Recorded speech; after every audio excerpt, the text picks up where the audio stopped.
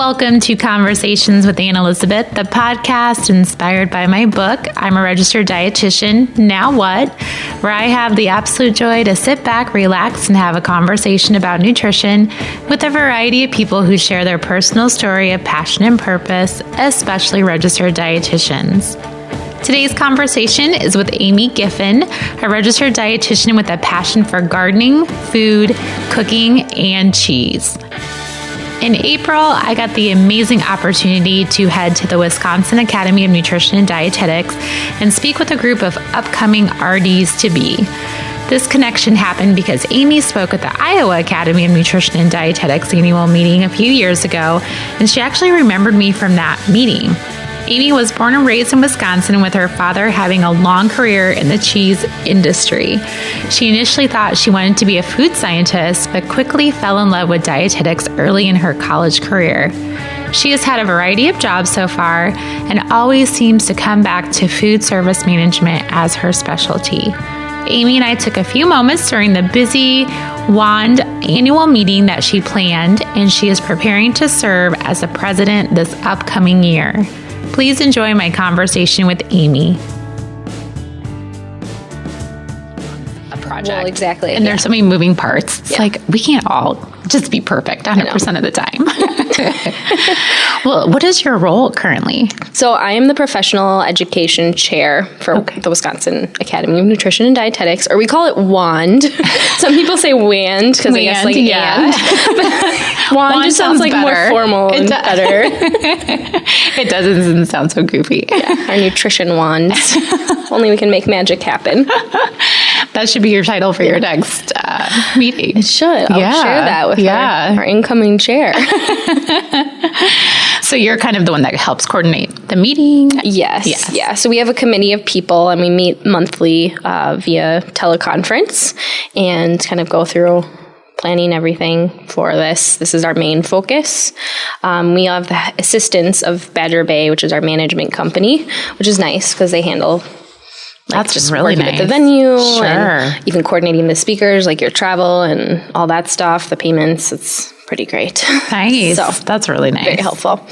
And we also, in addition to this, we do plan some other events through the years. Usually we do like a webinar, and we approve the education for our regions. So Wisconsin, we are broken into 5 different regions, like little like mini chapters, I guess. Mm-hmm. And they have a regional representative that can coordinate professional education as well. And so we just make sure that, it seems reasonable and it's not conflicting with anything, and just approve those for CEUs as well. Nice. Yeah. Do you have pretty active regions? I mean, are they pretty active? Yeah, we do. And it's been a different change. The regions happened when WAND changed to, when it used to be Wisconsin Dietetic Association, and when it changed to WAND, that was when we broke into the regional model. Versus we used to just have we had a Milwaukee chapter, a Madison chapter, I think there's a Chippewa Falls group, and then the other parts of the state were kind of that there wasn't anything. Sure. So now that we broke it into the regions, it's nice because every, if you know where you live, you know what region you can go to. And you can go to different region events. I'm in the border in between the northeast region of Wisconsin and the southeast. So I'll go to both events. Sure. And why not? Fees, so kind of get the best of both worlds. Different variety. Our southeast region is probably the most active because it's around Milwaukee. So it's the most condensed. There's the most dietitians per area. So you hold events in Milwaukee and, lots of people come. Sure. Whereas the northern region, the cities are more spread out. There's farmland everywhere. Yeah. It's just a little harder. It's a little bit difficult to get people from all over to come for one meeting. But they have done a really good job. So Good. So I think we've had events in every region this year. That's really good. So. I think Iowa struggles with that a little bit, so we're working on it. Yeah. Well, let's go back to you're a young dietitian, but I know that you've had quite the journey just just through meeting you and meeting people that know you. So I want you to take me back to when you decided you wanted to go into dietetics, or what kind of got you here. Sure. So I guess it started actually when I was a kid. I've always had a love for food, and I used to make what I called concoctions in my basement, in my little Fisher house play kitchen. And my parents didn't really enjoy it because I would use eggs and then I would leave stuff out and it would smell awful. But my dad was actually a food science and a food chemistry major at UW-Madison, and he's in the cheese business in Wisconsin, so that's appropriate. And from him, I kind of got a love for the food science aspect too. In high school, I took culinary classes that we had, and I really enjoyed that. And so I went to UW-Madison with the idea that I was going to do food science or business or something along those lines. And I took the intro food science classes and the organic chemistry, and I was like, I'm really not liking the science behind this as much as I thought I would. But what I really enjoyed, I went to a introduction to professions course, and they had different people in food and nutrition professions come in and talk about what they do, kind of like what I'm doing now. And one was a dietitian, and she told her story about what she did, and I was like, I want to do that. That sounds awesome. That sounds better. Applicable. That sounds great. So I started taking more of the nutrition classes. I switched my major, and I figured out what I wanted to do. So food science was your original major then. Yep. I think that's so interesting, though, how people kind of transition. They're like, oh, I'm going to do food science. But then you realize how much science there is. It was. And there's still a ton of science in dietetics, but food science, oh my gosh, I could not even imagine. So, So never wavered after that? You were kind of like, this is totally perfect. I wavered for a minute. I did a we did part of our class was a service learning thing, and we went to UW hospitals and worked in the kitchens with the chefs and cooks there, and it was part of our food service management class. And I was like, I really want to go to culinary school or something. And I told my parents, and they're like, you need to finish your bachelor's degree first, and then you can see about culinary school. So unfortunately, my plan was, well, I guess fortunately, unfortunately, I was like, if I didn't get matched with an internship after my senior year, I was like, then I'll go to culinary school. That was my plan. But I got matched. You got matched. So you were good. So that was good. And I was like, oh, darn. You could still do it, though, eventually. Is it still kind of on your radar a little bit? It is. Actually, there is a cooking school in Ireland. It's called, Ballymaloe Cookery School. And when I went to Ireland 2 years ago with my dad and some of my friends, I called them ahead of time and asked to tour it and stuff because I wanted to check it out. And it's really awesome. It's on a farm. They grow all their own vegetables. You can live on the farm too, and you can learn how to milk cows and feed chickens. And oh my God, that sounds like a great experience. They make all their own sourdough bread starters, and they do everything. So they offer cooking classes for 12 weeks, or I just started one that's 5 weeks. And so it's still on my radar. I would love to do that, but it's expensive and sure. But you never know. That's the thing about our profession, I think, because that being a dietitian leads to even, making that happen too. Yeah. Yeah, you should definitely do that. Yeah. I feel it's there. You should do it. Yeah. We had a really great speaker yesterday, Brianna Lai, who works for Eating Well magazine, and she was talking about, she went to culinary school too. And I was like, oh, and now she works for Eating Well, and she gets to use all her stuff, and she was very inspiring. Kind of lit little fire again. So where'd you get your internship then? Mount Mary University in Milwaukee, Wisconsin. Okay. And that is a master's degree program too, where you get master's credit for doing the dietetic internship. And then once you finish, you have the option to do your master's. So I ended up actually finishing my master's too, which was awesome. Nice. I think that's such an awesome opportunity. I didn't have that really when I was an intern. So I'm kind of jealous of all you guys that get that opportunity. Yeah. And it just kind of flows perfectly. You're like, okay, I'll just finish it and it'll be done. So next step, what happened? You obviously passed your exam, so congratulations. So while I was interning, obviously you rotate through different areas, and I made a lot of connections through interning, and I ended up getting a AmeriCorps position through one of the organizations I worked with, which was Milwaukee Center for Independence. And they're kind of a unique organization because the overall mission is to help people with disabilities live and work in normal environments. And just one aspect of what they do is food service. So they train people with disabilities to work in food service, and they provide meals to schools in Milwaukee. So, very neat. So, it's a profitable, portion to do that. But it's also a really great nonprofit portion to help give back to the individuals and help train them to work in food service. So I was in AmeriCorps. I was hired through AmeriCorps, but I really worked for them. So I spent my summer doing the summer food service program. I would monitor the sites and go to and make sure they were doing everything for food safety. And then I also got to do some nutrition education with the kids at the site. I got the Power Panther. You can rent that costume from USDA for free if you work for a school. And so I convinced one of my friends to dress up in it. That's amazing. And brought her to the parks and the heat of Milwaukee summer. Nice and steamy. Yeah, nice and steamy.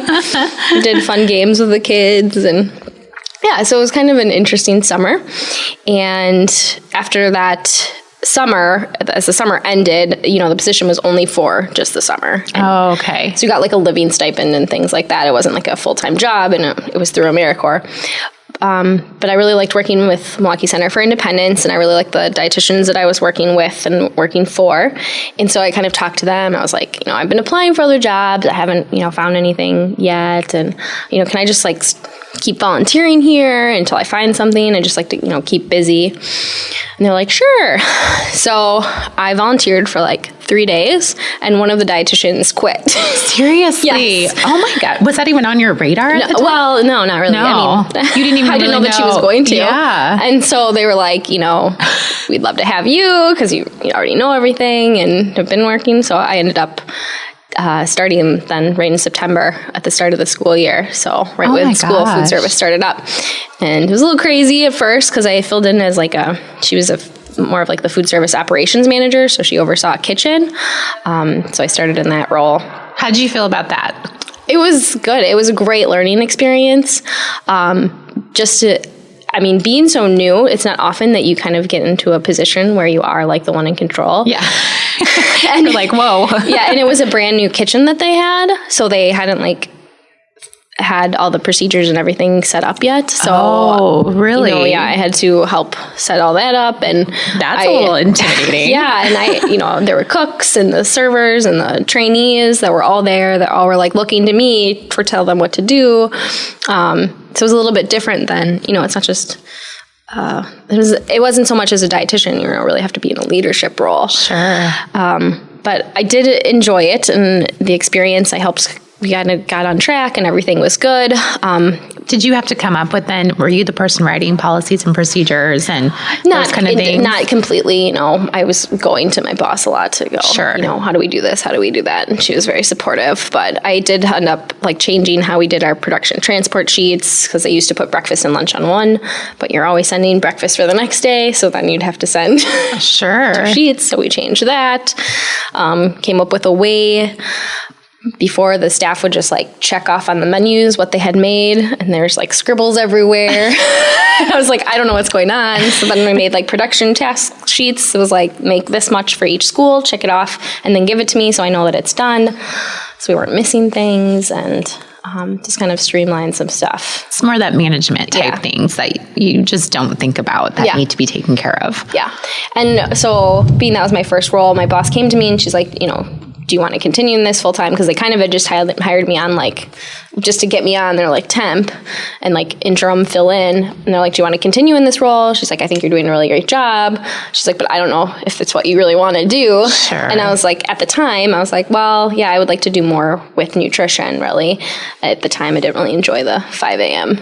call-ins. Is that what time you had to be, or how do you deal with employees? Well, yeah, we'd start delivering breakfast at 6 or 7. Oh my gosh. And I was taking grad school classes at the time at night. You were? And yeah, so those would go from 5:30 to 8:30. And so you never slept. So it was long. And I was so she was awesome. And my boss, she made kind of a position for me. And I ended up being kind of a liaison between their kitchens, because they had more than one, they actually had 7, and the schools. And so I would go to the schools and I would train the school staff on how to kind of operate and do things. And I would we'd offer them nutrition education as like a benefit for partnering with us. And so I got to go into the classrooms more, got to help a little bit more on the menu side of things with one of the dietitians that was the one that wrote all the menus. And it was just... Wow. Yeah. That's amazing that someone, thought that much of you and wanted to keep you on, that kind of created a position that worked better for what your interests were. Yeah. So it was really great. I think that says a lot about our profession. Don't you kind of feel that way that, there's always those jobs out there that are, this is what we expect, but sometimes they morph into something completely different. Mm-hmm. Definitely. So, yeah. Well, that's fun. How did you like doing, did you like the variety? Because, going into the classroom and then working with the diets, and that's a nice variety of things. I'm definitely a person that likes the variety, and I don't think I can't even arrive to work at the same time every day. You have that option? That's nice. Although recently, no, I have to be there at a certain time, but that was good. Yeah. Mm-hmm. So how long did you do that position for? So I stayed there until it would have been February 2013. And then actually a dietitian that I was still volunteering with through WAND and had interned for when I was at the VA hospital reached out to me, and she's like, we have this position. It's a dietitian educator. So kind of like a nurse educator, I guess, but a dietitian educator. So you do the orientation for all the staff, dietitians and food service staff, do some other administrative work. And at the time I was like, maybe I need a change and I'll try a different venue, because I actually hadn't experienced hospital food service really at all, because the only rotation I did at the VA was the clinical side. So I didn't know the hospital side. So I was like, I'll try my hand. So I ended up going to the VA, and I transitioned into that role, which was definitely different, but some similarities. I guess. I was going to say, did some of those things match up with your experiences? Yeah. Is it a bigger scale or is it a smaller scale than like the food school service? In some ways it's bigger. There's more staff. The kitchen itself, there's a lot more staff, like all in one area, versus in the world of MCFI, we had kitchens spread out. Everyone is spread out. So you're traveling a lot. So you're working with a lot of people, but in small groups, whereas to have kind of a larger group right there. In one space. And the hospital didn't make as much food as we would make. We were making sending out 2,000 meals a day. Not that many happening at the hospital. But they have a lot more variety to choose from. And for the veterans. Did you think, so I'm going back to kind of like what you said earlier about food and food science and cooking. Did you think when you were in school that's food, like you go into food management? No. I didn't. No, I thought I was going to do more like community or, public health, something, maybe do my own business but during my internship, I enjoyed the food service management a lot, and I felt good at it. So I think that's kind of why I went to that. I kind of gravitated that. I knew I didn't like clinical. You did? Did you know that like right during your internship then? Yeah, I think that was probably the main point. I kind of felt like with the inpatient clinical, I just felt like a lot of times you go into a room, the patient's there, they're like, my mashed potatoes were terrible at lunch. Because you cooked them. Yeah. Do you know that? Yes. Where's my soda? Yeah. Why didn't I have salt packets? Can I get some cookies and some saltines? Yeah. So I was kind of gravitating away from that end of the clinical. Well, and you got a little community like doing the AmeriCorps. Yeah. And I think AmeriCorps is something that isn't. Was that talked about in school for you guys?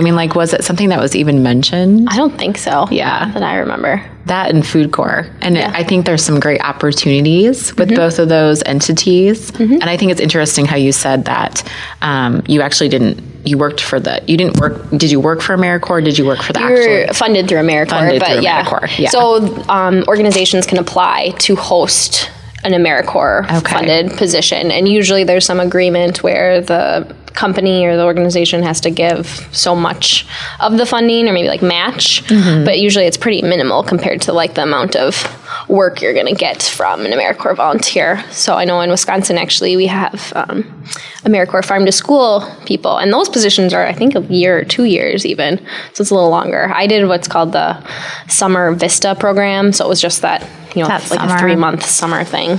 Would you do it again?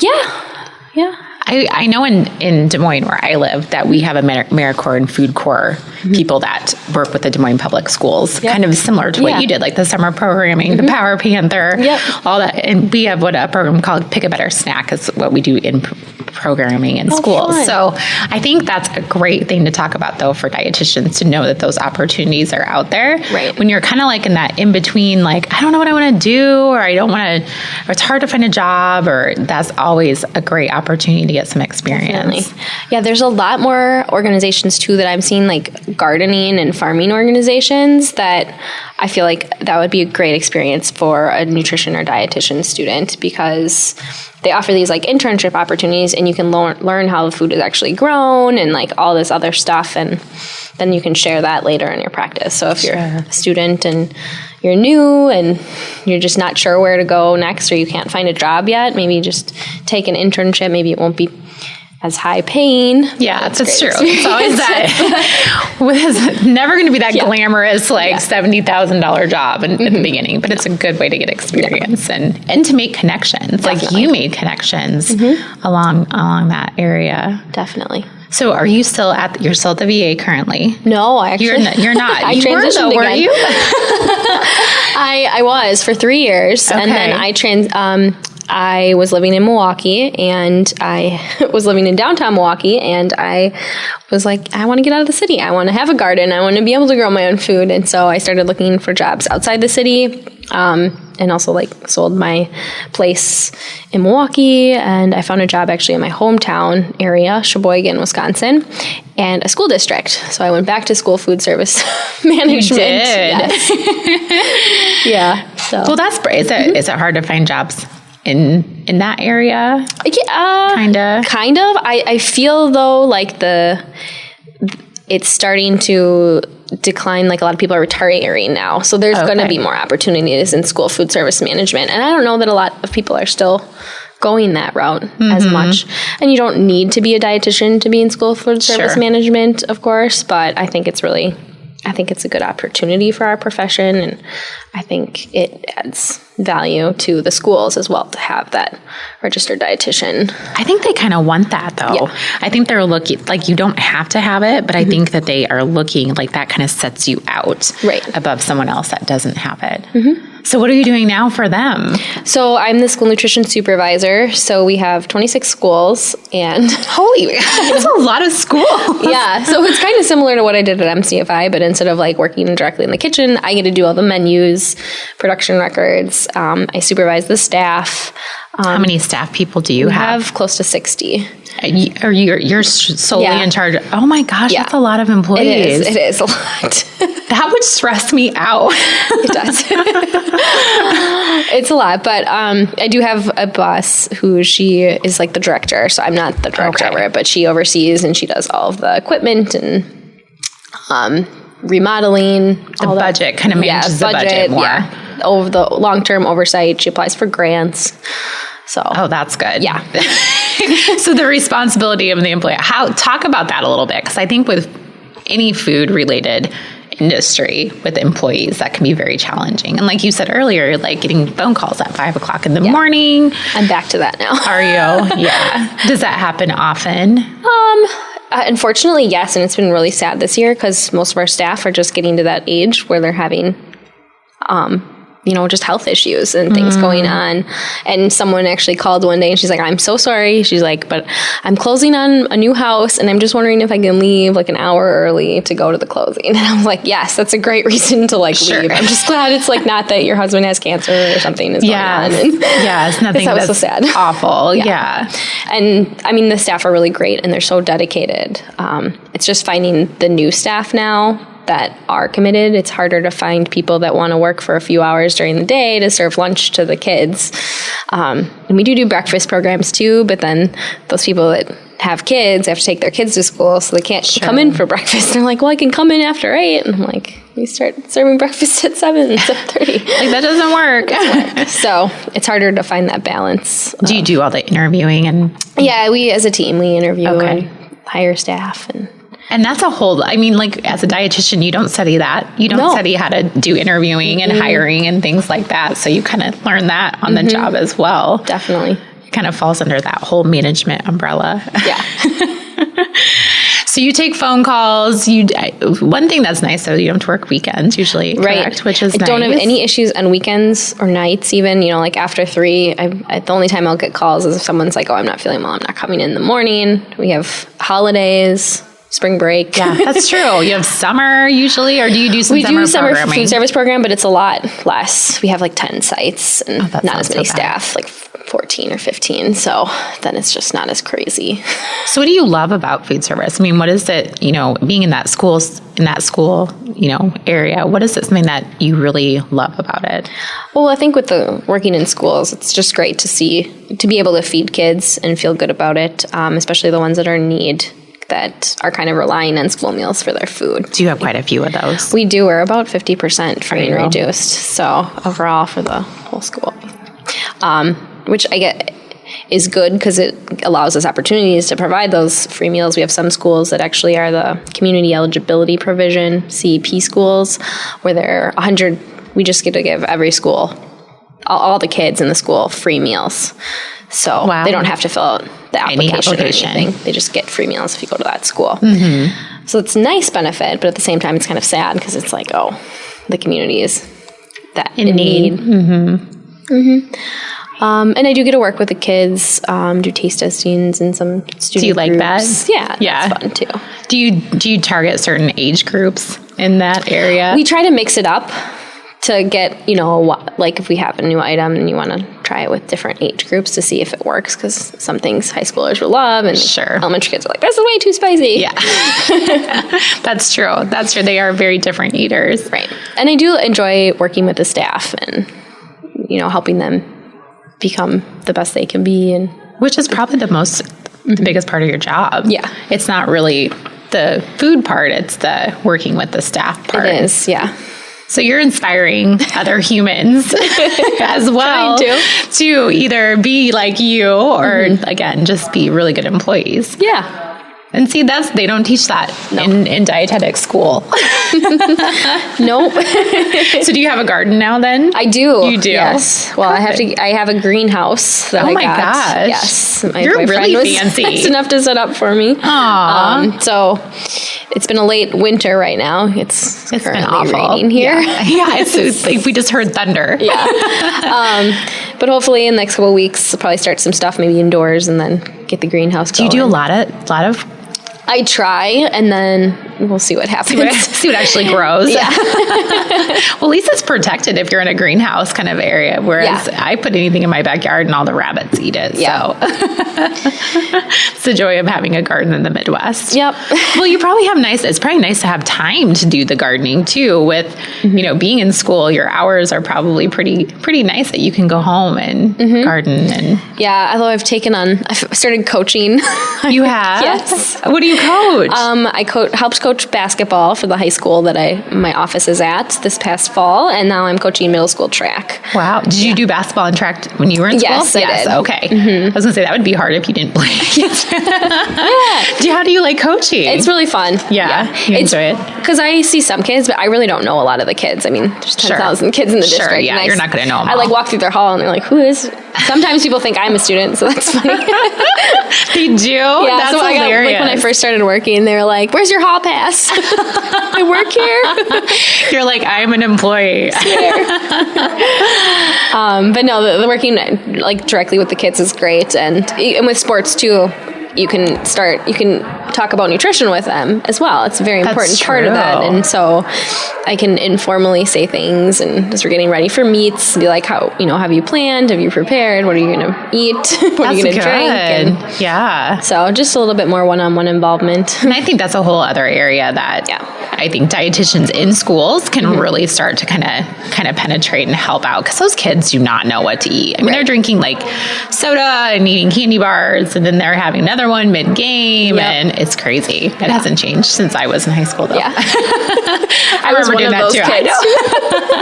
I was too. I was like, can I get a Mountain Dew? I'm like, I feel tired. Oh my gosh. My friend and I, we used to, before track meets, we'd like chug a soda. Did you? See? Yeah, isn't that crazy? Or we get headaches because we were like drinking so much. And you had so much caffeine in your body that you're like, I don't even know how to get rid of it. Looking back, I'm like, oh my gosh. What was I doing? Now you're this responsible adult helping other kids figure it out. So loving what you're doing now, you're really happy with kind of just working with the school and working with the management, and are you kind of teetering on maybe a change? I am. I'm a little teetering on a change. I'm thinking it would be nice to get to more one-on-one education with people, and I don't know exactly what that's going to be or how that's going to look, but I'm just keeping my options open. Sure. And are you still kind of thinking like private practice or? Yeah, private practice or something, consulting, I'm not sure. You kind of want to get back to like that counseling and helping people in a different way. Well, see, that's great. You have a whole lifetime ahead of you to do that. And you do all this volunteering with WAND. Exactly. And I'm sure you make great connections here with people that can kind of help you navigate the next path for you. Yeah, exactly. And there's still the culinary school thing. Yes, I feel like this is going to happen for you. I always tell everyone that I do a podcast with them, like, I might want to follow up with you again and see what you're doing in like a year or two, because I know it's going to be completely different. Right. Which is awesome. I think that's great. We have so many opportunities to do different fun things. Do you like where you're living in? I do. Yeah. I found my dream home. You did? Yes. And I wasn't expecting, I have 3 acres of land. Oh my gosh. I never thought that would happen. And it's perfect. It's like in between Milwaukee and Sheboygan, so I like it. So you have the best of both worlds. Yeah. I can go to the city if I need to. It's a really quick trip to the airport, but I'm not in the city. And it's all about where you live, I think. As long as you have a happy place to go home to, you can kind of manage anything else, I think. Well, I think that's great. And she's super busy today because she's like running the show at this meeting, which is awesome. But I do have a couple fun questions for you. So what is your favorite food? Oh, favorite food. I mean, this is going to sound really cheesy. It's probably cheese.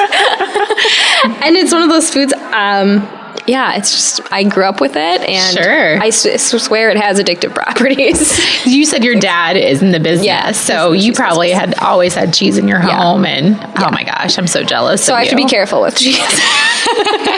There was cheese at breakfast. I was like, I hope there's cheese at breakfast. I was hoping for some fried cheese curds. That would have been. But like good cheese, like nice, good cheese. Yes. What's your favorite kind of cheese? Do you have a favorite kind? Probably Gouda, actually, which I don't have that often.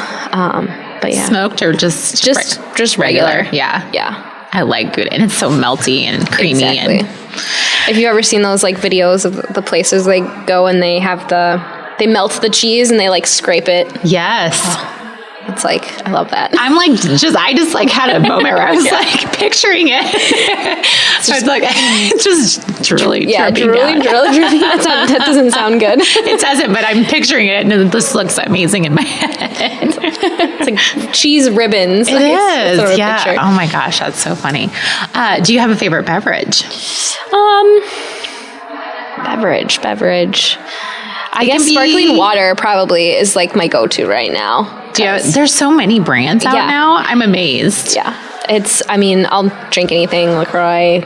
They had a Shasta is making one for food service now, and that was at the expo yesterday. I saw that. Polar Ice or something. Oh yeah, Spindrift and Dasani. You could have every flavor. I saw that LaCroix. My favorite is key lime, and LaCroix has a key lime one now. So I'm like, I gotta try that. It's good. It's gonna be like dessert. Our staff at one of the schools actually laughed at me because I tried doing sparkling water at the schools and selling them to kids.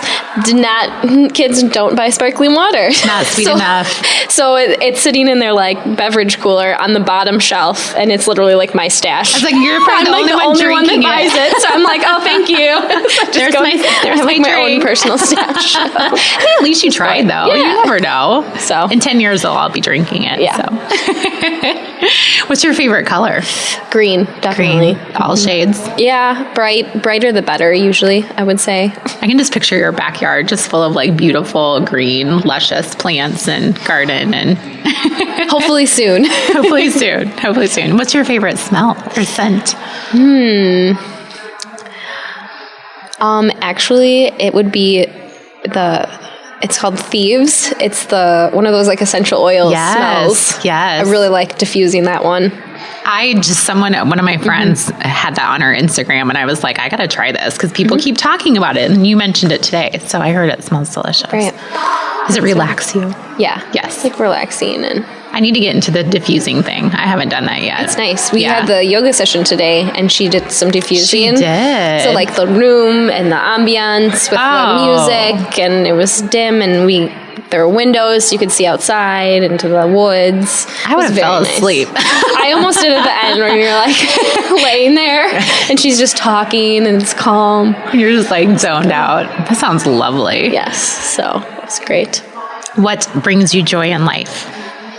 I think making other people happy and just like, those conversations you have with people, I guess like this, where you just share stories and you can be kind of bounce ideas off of each other and share and just gets you energized. It does. Yeah. I agree with you. That's why I see you being great in management, because I feel like people probably get really energized by you. I see that. I can see them like being like, I'm going to see Amy today. It's going to be awesome. We're going to do this together. And so that's great that it found you and you found it. Yeah. And I can't wait to see what finds you next. It's going to be interesting. I hope to see you cooking in Ireland. Yeah. That's what I want to see you doing. I think that'd be amazing. 5 weeks.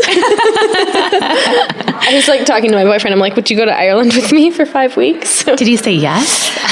He was like, I'm not going to do the cooking school. Like, that's maybe okay. you tag along. I'm sure you can find something to do. Keep busy. Absolutely. Would you just bring him food home? Yeah. Like, try this. Yeah. Maybe you're a professional taste tester. Someone else. Life is short, right? It is. You need to take those opportunities when they come, for sure.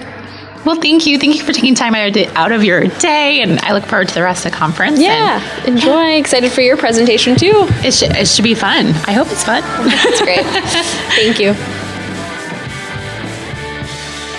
Amy is such a positive and upbeat person. I love her energy. She has a great outlook on life, and she was so busy the day we talked, but she never lost her cool at all. And if she did, I didn't notice. I need to harness some of this from her because I think I could probably use some on occasion. Through some further conversations after our podcast, I mentioned wanting to go to Summerfest in Milwaukee because it's been on my bucket list and I've never been. And Amy immediately encouraged me to come her way. So 2019, Amy, I'm headed your way. Today's episode was sponsored by Jolly Time Healthy Pop Popcorn because you all know by now how much I love my popcorn. I love how pea corn is so versatile and full of fiber. And if you haven't tried my favorite popcorn from Iowa, go to jollytime.com for more information and you can grab some money-saving coupons to experience it yourself. My website, AnnElizabethRD.com, is where you can read my latest weekly wisdom blog posts where I share my current adventures, food I am eating, and the music playlist I create for my fitness. I might also include a really delicious real deal recipe, and I'm always including what I'm loving right now because I like sharing those things with you. You will find all my previous podcasts, show notes, and links to things we talked about during all my conversations with my favorite people. And you can also purchase my book from my website. Please connect with me on social media by finding me on Instagram, Facebook, Twitter, and Pinterest at AnnElizabethRD. Remember to be great always, find the joy in each day, and to start a conversation that truly matters.